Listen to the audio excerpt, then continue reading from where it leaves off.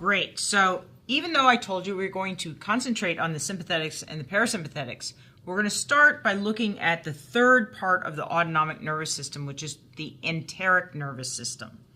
And the enteric nervous system is one that's shared throughout the vertebrates, and it lines the digestive tract from the esophagus through the stomach, through the small intestine, and then through the large intestine and down to the anus.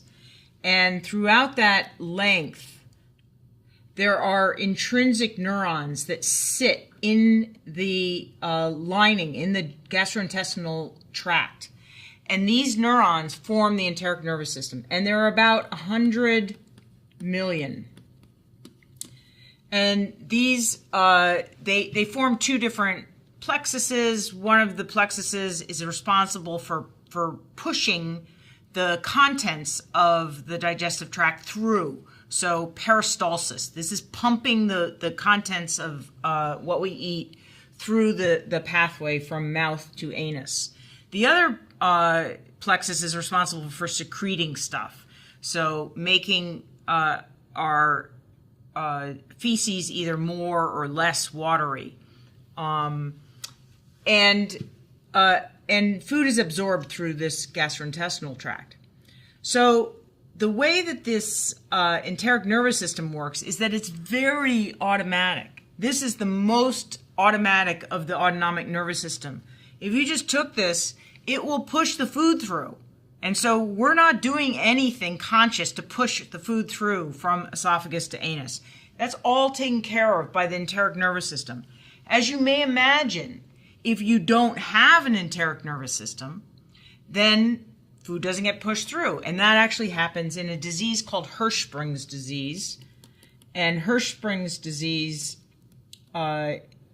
is identified at birth.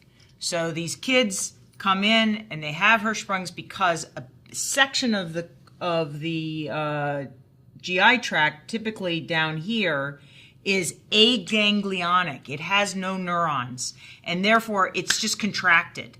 And everything can push down, but it can't push through that contraction. This has to be fixed surgically. So what they do is they take an innervated piece of the digestive tract and they just replace the uninnervated, the aganglionic portion with that innervated portion, and then all is well. Another name for Hirschsprung's is megacolon. So megacolon, they've gotten this in large colon because nothing's going through. The other aspect of this, besides the automaticity that's very interesting, is how this influences our mood and emotion.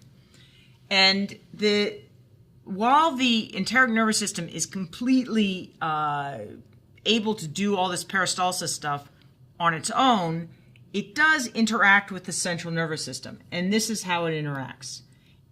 There's information going to the central nervous system, a lot, and there's some information coming from the central nervous system to the enteric nervous system.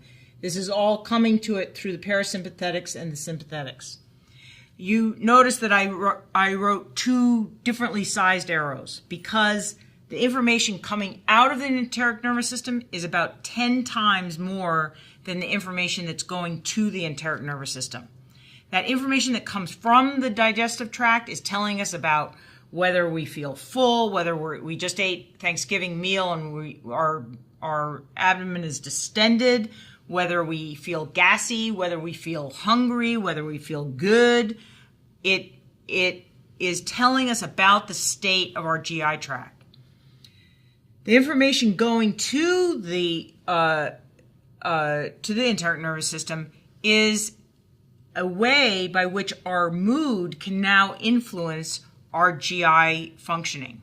And this is the way that if you get very nervous or excited, you may notice a difference in your bowel movements. If you get if you're very calm, that's a different state. And so there's an interaction between the way our digestive tract, our GI tract feels and the way we feel emotionally. Not surprisingly, many psychiatric diseases are associated with certain GI issues as well. And so this is I think it's a really great example of how the state of the body, the just how we feel somatically influences how we feel in our brain, how we feel emotionally.